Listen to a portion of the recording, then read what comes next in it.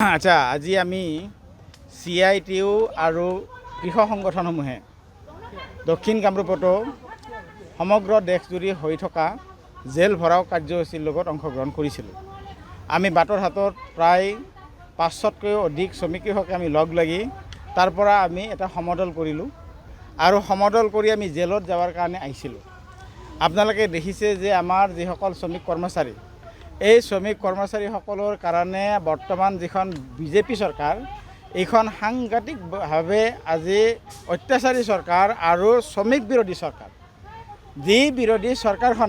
শ্ৰমিক বিৰোধী চৰকাৰখনে এতিয়া শ্ৰমিকসকলৰ যিবিলাক আইন আছে, যিবিলাক লেবাৰ যি লৰ মাধ্যমত শ্ৰমিকসকলে কিছুমান আইনী সুবিধা পায়, যেনেদৰে হ'ল তেওঁলোকৰ ইণ্ডাষ্ট্ৰিয়েল ডিছপুট এক্ট, যেনে তেওঁলোকৰ বনাছ আইন, যেনে তেওঁলোকৰ মিনিমাম ৱেজ এক্ট, এই ধৰণৰ বিভিন্ন আইনগত তেওঁলোকে অধিকাৰ তেওঁলোকৰ আছিল। কিন্তু গোটেই ব্যৱস্থাটোকে, আইনী ব্যৱস্থাটোকে সম্পূৰ্ণভাৱে বিপৰীত ফালে লৈ গৈ এতিয়া আমাৰ দেশৰ চৰকাৰে মাত্ৰ 4খন লেবাৰ কোড আনিছে।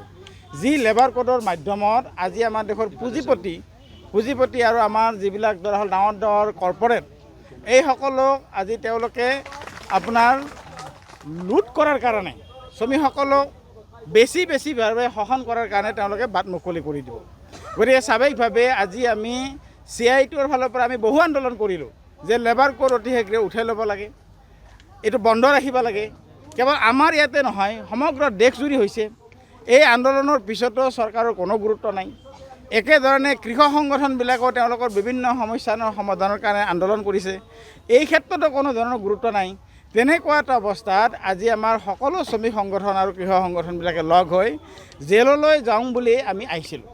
যে সমগ্ৰ ৰাজ্যখনত বা সমগ্ৰ দেশতে সকলো শ্ৰমিক সংগঠন, কৃষক সংগঠনে লগ হৈ বিজেপিৰ সংগঠনক বাদে বাকী আটাইবিলাকে লগ হৈ আমি জেললৈ যাম। নহ'লে তেওঁলোকে আমাৰ শ্ৰমিকসকলৰ এই যিবিলাক ন্যূনতম গুৰুত্বপূৰ্ণ কথা, এইবিলাক তেওঁলোকে পূৰণ কৰিব লাগে। আমাৰ ৰান্ধনী যিসকল আছে বা অংগনবাড়ী যিসকল আছে, আশা কৰ্মী যিসকল আছে, তেওঁলোকৰ আজি হাজাৰ অসমত প্ৰায় 33,000তকৈও বেছি আশা কৰ্মী আছে, 1 লাখতকৈও বেছি আজি তেওঁলোকৰ ৰন্ধন কৰ্মী আছে, প্ৰায় 1 লাখৰ বহুতখিনি বেছি আজি অংগনবাড়ী কৰ্মী সহায়িকা আছে। এইসকলক আজি তেওঁলোকে মাননি দি কাম কৰাই আছে। লাখ কৰ্মচাৰীক তেওঁলোকে মাননি দি কাম কৰায়, তেওঁলোকে উচিত কাম কৰে, কিন্তু তেওঁলোকে মজুৰি নাপায়। আমাৰ দেশৰ সংবিধান মতে কাম কৰা মানুহক মজুৰি দিব লাগে। এই যে লাখ মহিলাসকলক বা কিছুমান পুৰুষো আছে, তেওঁলোকক আজি কম পইচাত কামত খটুৱাই বিভিন্ন ধৰণে ব্লেকমেইলিং কৰি আজি তেওঁলোকক এই ধৰণে মাননি নিদিয়াকৈ চৰকাৰ চলিছে। গতিকে আমি এই সংগঠনবিলাকৰ ফালৰ পৰা আমি দাবী কৰিছোঁ যে মাননি নহয়, তেওঁলোকক মজুৰি দিব লাগিব, আৰু যদি মজুৰি দিব নোৱাৰে তেতিয়াহ'লে আমাক জেলত লৈ যাওক। ঠিক একেধৰণে আজি আমাৰ এই লোকেল সমস্যাৰ ক্ষেত্ৰত যদি কওঁ, ইয়াতে আমি আহিছিলোঁ, প্ৰশাসনিক বিষয়া তেওঁ কৈছে যে মোক কাগজ দিয়ক। আৰে ভাই, তোমাক বহুত কাগজ দিছোঁ, এই কাগজত তোমালোকৰ কোনো মূল্য নুবুজা। কাৰণ কাগজখন দি অহাৰ পিছত তেওঁলোকে প্ৰথমতে আদৰ সামৰণ, তাৰপিছত দেখা যায় কাগজৰ কোনো মূল্য নাই। ইয়াতে আমি কেইবালানো আন্দোলন কৰিছোঁ হাতীৰ উপদ্ৰৱৰ কাৰণে। আমাৰ এই দক্ষিণ কামৰূপৰ কেনেকুৱা ধৰণৰ এটা জটিল সমস্যাৰ সৃষ্টি হৈছে। আপোনাৰ মানুহৰ ঘৰত হাতী যাই উপস্থিত, গধূলি সময়ত ল'ৰা ছোৱালী থাকিব নোৱাৰা অৱস্থা। এই হাতীৰ উপদ্ৰৱ নিয়ন্ত্ৰণ কৰাৰ কাৰণে আমাৰ দেশত চৰকাৰ আছে নাই? আমাৰ ৰাজ্যখনত চৰকাৰ আছে নাই? আমাৰ ইয়াতে বিজেপিৰ MLA আছে, MLA মহোদয় ক'ত গৈছে? ক'ত টোপনি মাৰিছে? আমি তেওঁক বিচাৰি আহিছিলোঁ যে আপোনাৰ দায়িত্ব কি?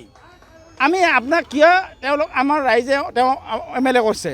এই যে মানুহবিলাকৰ ঘৰে যে হাতী ঘূৰি আছে, সেই হাতীৰ পৰিৱৰ্তনে MLA ঘূৰিব লাগিছে মানুহৰ ঘৰে বিপদৰ সময়ত। গতিকে স্বাভাৱিকভাৱে আজি তেওঁৰ ওপৰত আমি ধিক্কাৰ জনাইছোঁ। অতি শীঘ্ৰে তেওঁৰ প্ৰতি আমাৰ এতিয়াও আশা আছে, নতুন MLA অতি শীঘ্ৰে তেওঁ পদক্ষেপ লওক।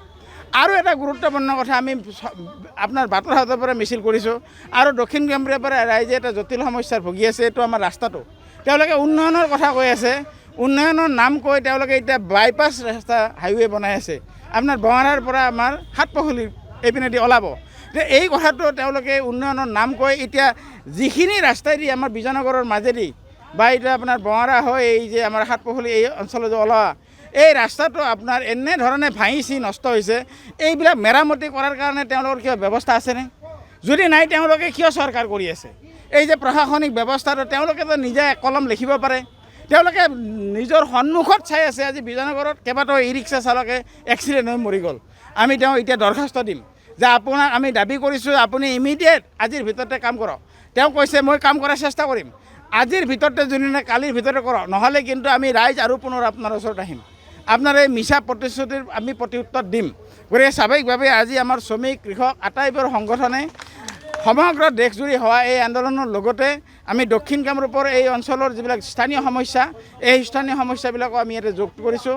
আমি আশা ৰাখিছোঁ যে চৰকাৰ প্ৰশাসনে অন্তত স্থানীয় সমস্যাখিনি তেওঁলোকে ইয়াতে সমাধান কৰিব পাৰিব আৰু এই যে আটাইবোৰ শ্ৰমিকৰ যিবিলাক সমস্যা কৃষকৰ সমস্যা এই সমস্যাবোৰৰ ভিতৰত অহা দিনত আৰু ব্যাপক আন্দোলন হ'ব। আমাৰ কমিটিয়ে বহি কিনে এই আন্দোলনবিলাকৰ আমি প্ৰস্তুতি চলাম।